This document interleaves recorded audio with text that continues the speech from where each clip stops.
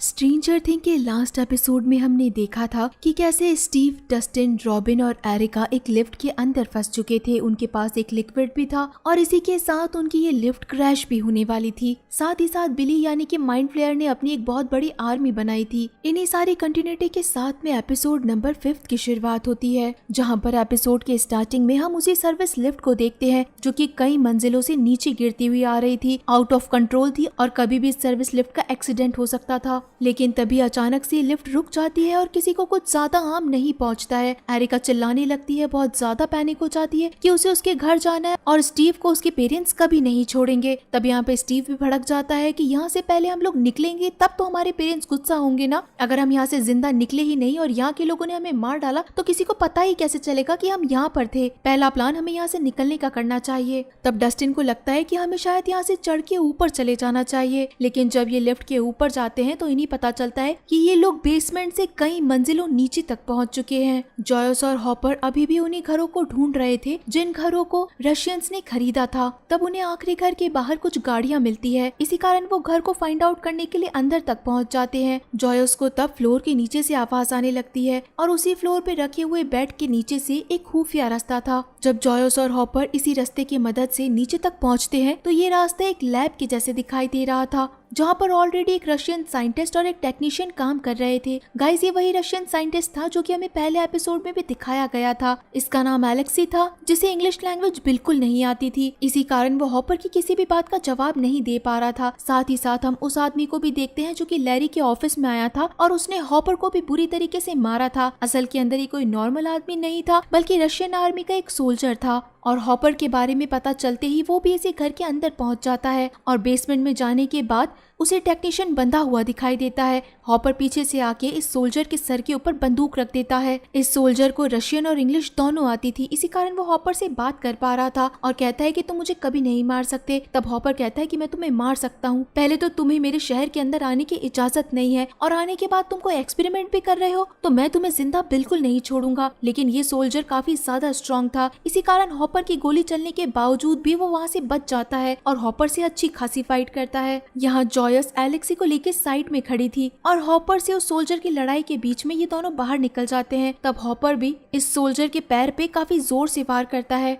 बाहर निकलने के रास्ते पे वो बेड को गिरा देता है और साथ ही साथ उसके ऊपर एक अलमारी भी गिरा देता है। जॉयस कार स्टार्ट करती है और ये दोनों रशियन साइंटिस्ट को लेके यहाँ से भाग जाते हैं। जिसके बाद हम जॉनथन को देखते हैं जिसकी जॉब चली गई थी, इसी कारण घर पे वो आराम से सो रहा था और यहाँ पे कॉल आता है नैन्सी का। नैन्सी उसे कॉल करते ही कल रात के बारे में सब कुछ बताती है कि कैसे वो मिसेस ट्रेस्कॉट से मिलने के लिए गई थी। ये वही लेडी है जिन्हें हॉस्पिटल में ले आया गया था क्योंकि वो फर्टिलाइजर खाते हुए मिली थी और उसकी पिछली रात की हरकतें, लाइट्स का ब्लिंक होना, उनके ऊपर माइंड फ्लेयर का अटैक, ये सारी चीजें नैन्सी को पुराने माइंड फ्लेयर के बारे में इशारा देती है। नैन्सी यहाँ पे जॉन को मिलने के लिए बुलाती है और साथ ही साथ ये भी कहती है कि विल कहाँ पर है और एल कहाँ पर है। यहाँ हम हॉपर, जॉयस और एलेक्सी को देखते हैं। इन्होंने एलेक्सी को एक पेड़ से बांध रखा था। जॉयस उसे कम्युनिकेट करने की कोशिश कर रही थी कि आखिर तुम लोग ऐसा क्या कर रहे हो जिससे कि मेरे फ्रिज से मैग्नेटिज्म चला गया है और इस पूरे शहर से भी मैग्नेटिज्म जाने वाला है। यहाँ हॉपर को पसंद नहीं आता कि जॉयस एलेक्सी से बात कर रही है। इन लोगों की गाड़ी भी खराब हो गई थी। एलेक्सी रशियन के अंदर समझाने की कोशिश कर रहा था कि ये गाड़ी फटने वाली है, लेकिन हॉपर फिर भी बात नहीं मानता। और तभी इस गाड़ी में धुआं निकलने के बाद जब जॉयस बाहर निकलती है तो गाड़ी भी ब्लास्ट हो जाती है। इसी कारण अब इन लोगों को काफी दूर तक पैदल पैदल ही जाना पड़ता है। अब यही सारी चीजें एल वॉइड के अंदर जाकर देखती है क्योंकि काफी दिनों से हॉपर भी गायब था और हॉपर के साथ में जॉयस भी थी। बच्चों को पता चलता है कि हॉपर और जॉयस दोनों मिलकर किसी दूसरे शहर इलिनॉइस जा रहे हैं। असल के अंदर हॉपर अपने एक दोस्त के पास जाना चाहता था जिसे रशियन लैंग्वेज आती थी। जॉयस को उस दोस्त के बारे में नहीं पता था और ये दोस्त मूरी था गाइस, यानी कि वही जर्नलिस्ट जिसने की नैन्सी और जॉन की मदद की थी। और साथ ही साथ यूएस से ये न्यूज रशिया तक भी पहुंच गई थी, वो भी मूरी के कारण ही कि हॉकिंस के अंदर दूसरी दुनिया का दरवाजा खुला है। यहाँ पे बच्चों को पता चल चुका था कि हॉपर और जॉयस इस टाइम पे साथ हैं। इधर इस माहौल के अंदर भी जब मैक्स एल की हेल्प कर रही थी उसके नोज से ब्लड साफ करने के अंदर, तो माइक को यहाँ इस टाइम पे भी एल की फिक्र हो रही थी। तो ल्यूकस और मैक्स आपस में में बातें करने लगती है और ये बातें भी अंदर खड़े होकर मैक्स और एल सुन लेते हैं। और उसी टाइम यहाँ पे नैन्सी और जॉनथन भी पहुंच जाते हैं। दूसरी तरफ लिफ्ट के अंदर अभी भी स्टीव, डस्टिन, रॉबिन और एरिका को बाहर जाने का कोई रास्ता नहीं मिला था। अभी तक इन लोगों को यहाँ पे रुके हुए पूरी रात बीत चुकी थी, यानी कि 8 घंटे। इसी कारण एरिका को लगता है कि वो इस ग्रीन लिक्विड को पी सकती है, लेकिन उसी टाइम रॉबिन उसे रोक लेती है और साथ ही साथ उसे किसी के नजदीक आने की आवाजें भी आने लगती है। इसी कारण ये चारों लिफ्ट के ऊपर छुप जाते हैं। यहाँ पे रशिया के 2 लोग आते हैं जो कि अपनी छोटी सी ट्रॉली के अंदर सारे कंटेनर्स को रख के वहाँ से लेके जाने लगते हैं। दरवाजा बंद होने से पहले ही स्टीव नीचे उतरता है और उस ग्रीन लिक्विड की बोतल को गेट के अंदर अटका देता है, तीनों को बाहर निकालता है और लास्ट के अंदर स्टीव जब बाहर निकलता है तो वो बोतल ऑलमोस्ट टूटने ही वाली थी और टूटने के बाद उस पूरी जगह पे मानो एसिड गिर जाता है। इस जार के अंदर एक वेनम टाइप का लिक्विड था। इन सबको लगता है कि बाहर निकलने के बाद शायद इन्हें एग्जिट मिल चुका है, लेकिन असल के अंदर ये एक बहुत बड़ी लॉबी थी जो कि शायद कभी खत्म ही ना होती। दूसरी तरफ हम यहाँ पे नैन्सी और जॉन को देखते हैं जो कि मिसेस ट्रेस्कॉट के बारे में सब कुछ इन बच्चों को बताती है कि आखिर कैसे ये लोग एक लेडी से मिले जो कि बहुत अलग बिहेव कर रही थी और साथ ही साथ कल रात उन्हें अलग तरह के अटैक आने लगी, पूरी बॉडी ब्लैक होने लगी, हर जगह लाइट्स ब्लिंक होने लगी, साथ ही साथ उनकी बॉडी का टेम्परेचर भी गिर गया। विल ये चीज देखते ही समझ जाता है कि उसे ठंडा पसंद है। और अब इन बच्चों को एक थ्योरी और समझ में आती है कि रात के 9 बजे ही इस लेडी को अटैक आया था और साथ ही साथ रात के 9 बजे ही बिली के अंदर माइंड फ्लेयर एक्टिवेट हुआ था, यानी कि माइंड फ्लेयर अगर एक बॉडी के अंदर एक्टिवेट होगा तो वो दूसरी बॉडी पे भी सेम इफेक्ट डालेगा। अगर मिसेस ट्रेस्कॉट भी माइंड फ्लेयर के जैसे ही यानी कि बिली के जैसे बनी हुई है, इसका मतलब कि उसने और लोगों को भी इन्फेक्टेड किया होगा, यानी कि और लोगों को भी फ्लेड किया होगा। तब एल बताती है कि उसने हैदर को भी इसी कंडीशन के अंदर देखा था, यानी कि बिली उसके साथ कुछ कर रहा था और वो काफी ज्यादा चिल्ला रही होगी। हैदर का नाम सुन के नैन्सी को कुछ चीज क्लिक होती है। हैदर यानी कि टॉम की बेटी, इसका मतलब है कि टॉम भी किसी मुसीबत में है, जो कि नैन्सी और जॉन का बॉस था। इसी कारण ये बच्चे हैदर और टॉम के घर पे जाने लगते हैं। यहाँ दूसरी तरफ रशियन सोल्जर उसी जगह पे पहुंच गया था जहाँ पे हॉपर और जॉयस की कार खराब हुई थी और पैरों के निशान के कारण वो उसी रास्ते को फॉलो करने लगता है। यहाँ पे हॉपर और जॉयस भी आगे जाने का रास्ता ढूंढ रहे थे और इस चीज पे बहस कर रहे थे कि अगर इन्हें दूसरे शहर में जाना है तो ये पैदल चल के कभी नहीं जा सकते हैं। तभी एकदम से एलेक्स ही भागने लगता है क्योंकि उसे इस जंगल से बाहर जाने का रास्ता मिल गया था। इनके सामने एक सुपर मॉल था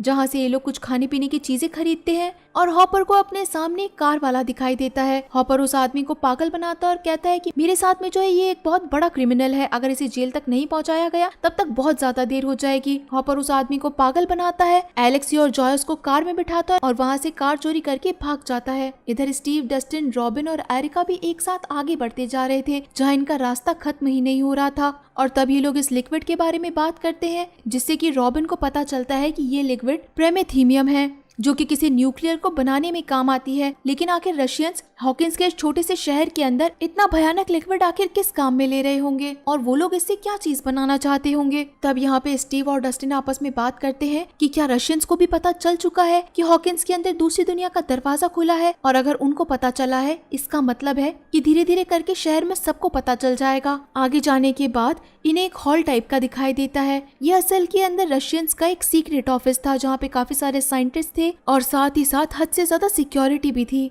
एरिका वहाँ पे एक कमरा देख लेती है जिसके अंदर से वही डिकोडिंग वाले मैसेज आ रहे थे। अगर ये लोग वहाँ तक पहुँच जाएंगे तो हो सकता है कि उन्हें उस रशियन मैसेजेस के बारे में भी पता चल जाए क्योंकि इनके वॉकी टॉकी ने यहीं से सिग्नल्स पकड़े थे। यहाँ पे नैन्सी और जॉन हैदर के घर पे पहुँचते हैं जहाँ पे हर तरफ सामान इधर उधर बिखरा हुआ था। किचन के अंदर काफी सारे लिक्विड और डिटर्जेंट एक साथ में पड़े थे, मानो कि या तो कोई इन्हें खा रहा होगा या फिर किसी चीज को बनाया जा रहा होगा। ऐसी चीज अगर इंसान खाएंगे तो वो जरूर मर जाएंगे। तभी ये लोग डिनर टेबल पे पहुँचते हैं जहाँ पे खाना ऐसा का ऐसा रखा था, साथ ही साथ नीचे काउच के ऊपर ब्लड गिरा हुआ था और एक बॉटल पे खून भी लगा था। नैन्सी और जॉन दोनों समझ जाते हैं कि टॉम के सर पे जो चोट लगी है इसका मतलब है कि यहाँ पे टॉम को मारा गया होगा। और आगे जाने के बाद दूसरे कमरे के अंदर ये रस्सी भी देखते हैं, इसका मतलब था कि उसे घसीट के यहाँ लेके आया गया होगा, टॉम को और उसकी वाइफ को बांधा गया होगा और उसके बाद में इफेक्टेड करने के लिए अपने साथ बिली लेके चला गया होगा। बिली जिस जगह पे काफी सारे लोगों को इन्फेक्टेड कर रहा है इसका मतलब है कि वो जगह कोई और है और उसके बारे में वो एल को पता नहीं चलने दे सकता था। लेकिन ये लोग उस जगह का पता कैसे लगाएंगे। तभी नैन्सी कहती है कि मिसेस ट्रेस्कॉट बार बार एक जगह पे जाने की जिद कर रही थी कि उसे बस जाने दिया जाए। तो विल कहता है कि अगर वो जाना चाहती है तो हमें उन्हें जाने देना चाहिए, उनके पीछे पीछे जाकर हम रास्ता पता कर सकते हैं। दूसरी तरफ रशियन सोल्जर मॉल के अंदर आके रिसेप्शन के ऊपर जोर जबरदस्ती करता है और उससे हॉपर के बारे में सब कुछ पूछ लेता है। यहाँ हॉपर जॉयस और एलेक्सी के साथ में मुरी के घर पे पहुंच चुका था, लेकिन मुरी एलेक्सी को लेने से पहले उससे रशियन में ही बात करता है कि वो भी एक बेकार इंसान है जो कि हमारे स्टेट के अंदर घुस गए हैं। मुरी को इस रशियन साइंटिस्ट के ऊपर कोई खास विश्वास नहीं था, इसी कारण वो पूरी तरीके से तहकीकात करता है और चेकिंग करता है कि इसके अंदर कोई ट्रांसफॉर्मेशन तो फिट नहीं है ना। लेकिन जॉयस भड़क जाती है कि यहाँ पर पूरा शहर बर्बाद होने वाला है, सब खतरे के अंदर है, कल रात इनके ऊपर गोलियां चली थी और आज मुरी बस टाइम वेस्ट कर रहा है। कुछ भी करके वो जल्द से जल्द बस इस रशियन से बात करे और पता लगाए कि आखिर ये लोग करना क्या चाहते हैं। यहाँ स्टीव, डस्टिन, रॉबिन और एरिका उसी कम्युनिकेशन रूम में पहुंचने के लिए एक सोल्जर के पीछे पीछे जाते हैं और दरवाजा बंद होने से पहले ही उस रूम के अंदर पहुंच जाते हैं, जहाँ पर इन्हें एक सोल्जर मिलता है जो कि रशियन मैसेजेस को इधर उधर पहुंचा रहा था। रॉबिन को एक दो वर्ड रशिया के अंदर आते थे, लेकिन इससे उस सोल्जर को साफ साफ पता चल जाता है कि ये बच्चे कहीं और के हैं, रशिया के नहीं है और यहाँ पर बस घुस गए हैं। वो इमरजेंसी बटन प्रेस करने ही वाला था और साथ ही साथ बंदूक भी उठा के इन्हें मारने ही वाला था, तभी स्टीव आके उसे 2-3 पंच लगाता है और वो ऑफिसर वहीं पे मर जाता है। ये लोग उसका कार्ड लेके वहाँ से बाहर निकलने की कोशिश करते हैं कि शायद बाहर जाने में उसका ये कार्ड काम आएगा, लेकिन अगले कमरे में घुसते ही इन्हें एक बहुत ही अलग नजारा मिलता है। गाइस, वापस से फर्स्ट एपिसोड में हम लोग पहुंच जाते हैं, जहाँ पर हमने एक बहुत बड़ी मशीन देखी थी। ये सेम मशीन हूबहू यहाँ पर भी थी, जिसे चार्ज करने के लिए और पावर्स बढ़ाने के लिए प्रीमेथियम के जितने भी जार थे वो इसमें इंजेक्ट किए जा रहे थे, ताकि कई हजारों वॉट की इलेक्ट्रिसिटी ये लोग पैदा कर सके। इन बच्चों को समझ में आ चुका था कि रशिया के लोग हॉकिंस के इस छोटे से मॉल के नीचे वापस से दूसरी दुनिया का दरवाजा खोलना चाहते हैं।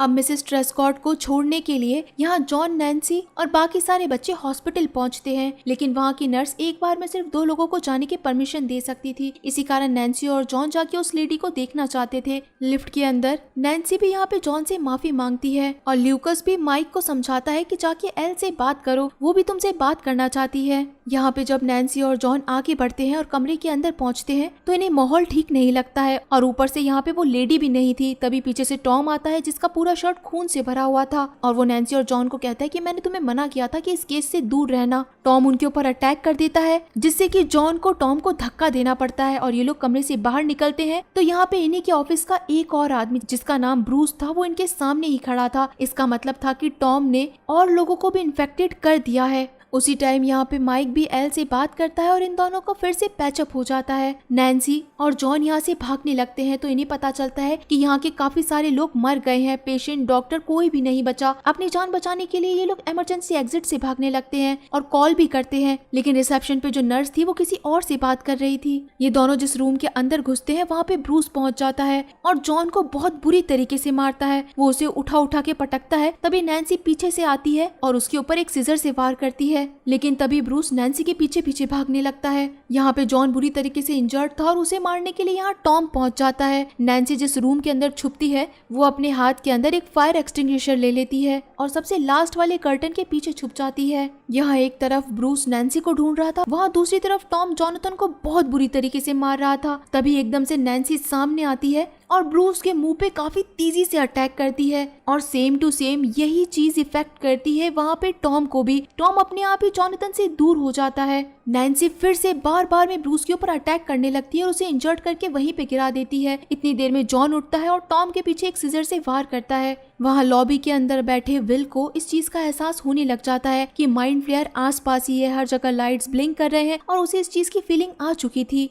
यहाँ दूसरी तरफ हम देखते हैं कि ब्रूस और टॉम दोनों की बॉडी एकदम से पिघलने लग जाती है और इन दोनों की बॉडी के सारे मसल्स लिक्विड में बदल जाते हैं, एक स्टिकी लिक्विड जो कि आगे आगे बढ़ता जाता है, वैसे ही जैसे हमने उन सारे फटे हुए चूहों को देखा था जो कि अपने आप ही मूवमेंट करते हुए आगे बढ़ रहे थे। इन दोनों की बॉडी आगे बढ़ती है जहाँ से नैन्सी और जॉन भी निकल के बाहर आते हैं। ये सारा लिक्विड मिलके इकट्ठा हो जाता है, एकदम से लाइट चली जाती है, हर जगह डार्क हो जाता है और लाइट आने के बाद यहाँ पर एक बहुत बड़ा मॉन्स्टर बन जाता है, वैसा ही मॉन्स्टर जो कि स्टील फैक्ट्री के अंदर भी था। और तभी गाइस ये शानदार एपिसोड यहीं पे खत्म हो जाता है। तो क्या ये चिल्लाता हुआ मॉन्स्टर जॉन और नैन्सी को मार डालेगा या फिर तभी यहाँ पे एल आके इन दोनों को बचा लेगी? गाइस ये तो हमें नेक्स्ट एपिसोड में ही पता चलेगा। तो चलिए फिर मिलते हैं आप सभी लोगों से अगले एपिसोड में, तब तक के लिए टाटा।